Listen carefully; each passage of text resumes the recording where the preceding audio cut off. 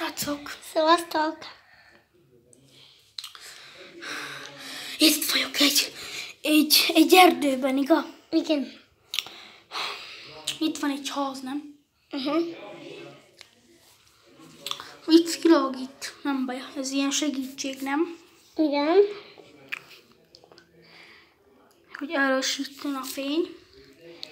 Igen, sziasztok! Így.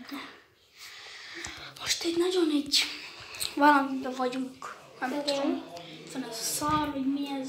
Ez tükör, igen. Amúgy. De szerintem jó lesz, nem? Uh-huh. Igen. Hát, ez most. Gyere, leülök ide. De mennyi éves vagy? Igen. Ki nem? Éves. Gyere. Én még 5 éves vagyok. Ő meg 8. Mikor? Én 5 éves.